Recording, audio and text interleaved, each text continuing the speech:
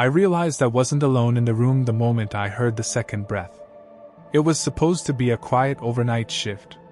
I had just transferred to a small, older hotel on the edge of the city, one of those places that looked normal during the day but felt wrong after midnight.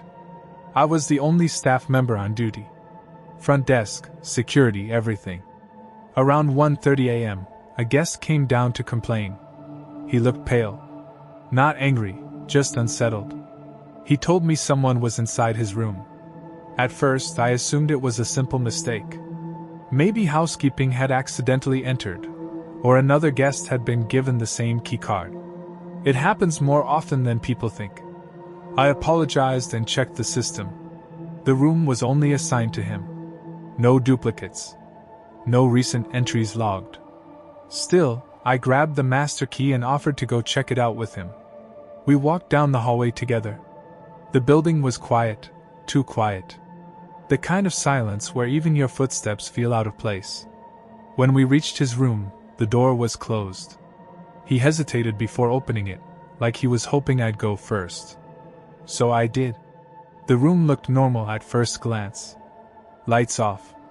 Bed untouched. Bathroom door slightly open.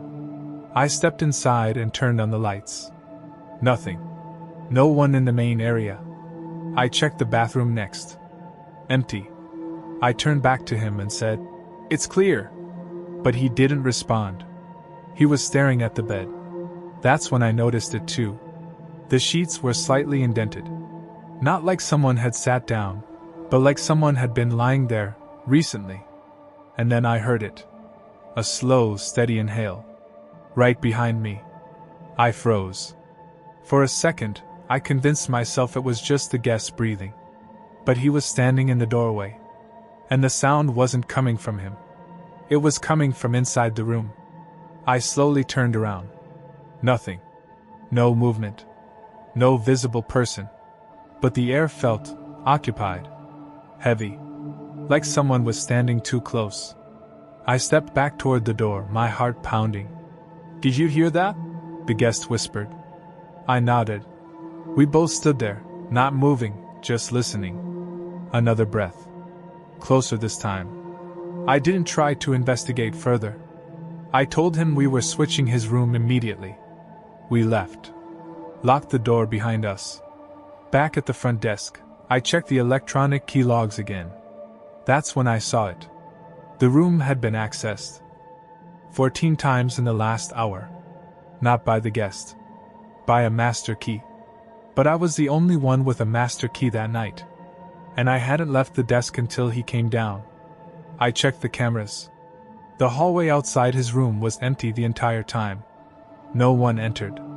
No one left. Just a closed door. After that night, I refused to go back to that floor alone. The guest checked out the next morning without saying much. But before he left, he told me something that stayed with me. When I first walked in, he said, the TV was already on. I thought maybe housekeeping left it that way. He paused. But then I heard breathing, before I even closed the door. I didn't tell him what I saw in the logs. Or what I heard. Some things are better left unexplained. Because if someone was inside that room, they never showed themselves. And according to the system, they were never there. I didn't think anything was wrong until the smoke detector blinked. I'd been working night shifts at that hotel for about 6 months. It wasn't abandoned exactly, but parts of it were shut down, entire floors closed for renovation that never seemed to progress. We still rented out some rooms on those floors occasionally when the hotel was full. That night, we were overbooked. So I assigned a guest to one of those rooms.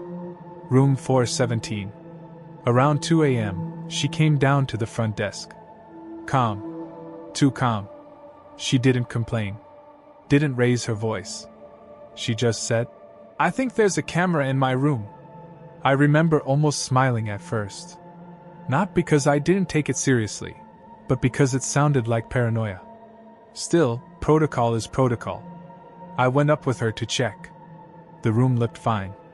Clean. Quiet. But she pointed at the smoke detector. "There's a light," she said. I looked up. A tiny red blink. It was subtle, easy to miss. I grabbed a chair and stood on it to take a closer look. That's when I saw the lens. Small, hidden inside the casing, facing directly toward the bed. My stomach dropped.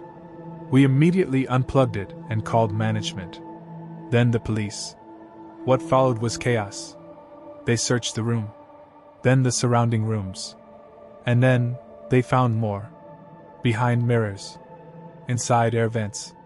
Even in one of the wall outlets. All facing beds. Bathrooms. Showers. The worst part? Some of those rooms hadn't been used in months. But the devices were still active. Recording. Streaming.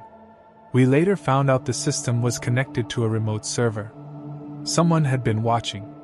For how long, no one could say. I couldn't stop thinking about how many guests had stayed there. How many people had no idea.